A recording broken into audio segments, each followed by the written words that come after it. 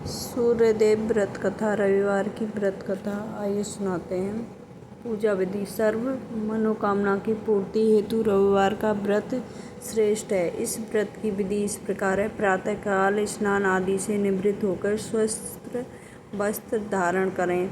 शांत चित्त होकर परमात्मा का स्मरण करें। भोजन तथा फलाहार सूर्य के प्रकाश होते ही कर लेना उचित है। यदि निहार कर रहने पर सूर्य छिप जाए तो दूसरे दिन उदय होने पर अर्घ्य देने के बाद ही भोजन करें। व्रत के दिन नमकीन तेल युक्त भोजन का कदापि न करें।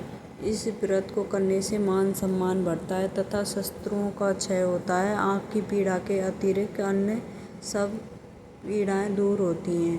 कथा प्रारंभ। एक बुढ़िया थी जिसका नियम था प्रति रविवार को सवेरे सवेरे ही स्नान आदि कर घर को गाय के गोबर से लीपकर भोजन तैयार कर भगवान को भोग लगाती थी और स्वयं भोजन करती थी। ऐसा व्रत करने से उसका घर अनेक प्रकार के धन धान्य से पूर्ण था। श्री हरि की कृपा से घर में किसी प्रकार का विघ्न या दुख नहीं था। इस प्रकार से घर में आनंद रहता था। इस तरह कुछ दिन बीत जाने पर उसकी एक पड़ोसन उसकी गाय का गोबर व बुढ़िया लाया करती थी। विचार करने लगी कि यह वृद्धा सर्वदा मेरी गाय का गोबर ले जाती है, इसलिए अपनी गाय को घर के भीतर बांधने लगी। बुढ़िया के गोबर ना मिलने से रविवार के दिन उसने घर को ना लीप सकी, इसलिए उसने ना तो भोजन बनाया, ना भगवान को भोग लगाया तथा स्वयं भी भोजन नहीं किया। इस प्रकार उसने निहार कर व्रत किया। रात्रि हो गई और वह भूखी सो गई। रात्रि में भगवान ने उन्हें स्वप्न दिया और भोजन ना बनने का लगाने का कारण पूछा। वृद्धा ने गोबर ना मिलने का कारण सुनाया। तब भगवान ने कहा कि माता, हम तुमको ऐसी गाय देते हैं जिससे सभी इच्छाएं पूरी होंगी, क्योंकि तुम हमेशा रविवार को गाय के गोबर से घर को लीपकर भोजन बनाकर मेरा भोग लगाकर खुद स्वयं भोजन करती है। इससे मैं खुद खुश होकर तुमको वरदान देता हूँ। निर्धन को धन, बांझ स्त्रियों को पुत्र देकर दुखों को दूर करता हूँ। अंत समय में मोक्ष देता हूँ। स्वप्न में ऐसा वरदान देकर भगवान तो अंतर ध्यान हो गए और वृद्धा को आँख खुली तो वो देखी कि आंगन में एक अति सुंदर गाय और गाय का बछड़ा बंधे हुए हैं। वह गाय बछड़े को देखकर अति प्रसन्न हुई और उसके घर बाहर बांध दिया और वहीं खाने को चारा डाल दिया। जब उसकी पड़ोसन ने बुढ़िया के घर के बाहर एक अति सुंदर गाय और बछड़ा देखा तो द्वेष के कारण उसका हृदय जल उठा। उसने देखा कि गाय ने सोने का गोबर किया है तो वह उस गाय का गोबर ले गई और अपने गाय को गोबर उसकी जगह रख गई।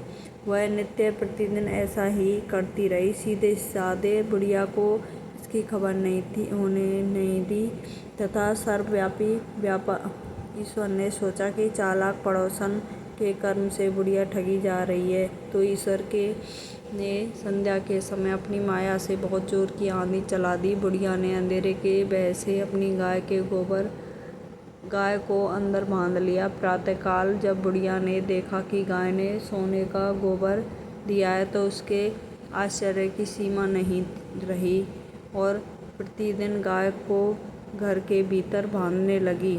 उधर पड़ोसन ने देखा कि बुढ़िया गाय को घर के भीतर बांधने लगी है और उसका सोने का गोबर उठाने का दाव नहीं चलता तो वो ईर्ष्या और ढाल से जल उठी। कुछ उपाय ना देख पड़ोसन ने उस देश के राजा की सभा में जाकर कहा, महाराज, मेरे पड़ोस में एक वृद्धा के पास ऐसी गाय है जो आप जैसे राजाओं के योग्य है।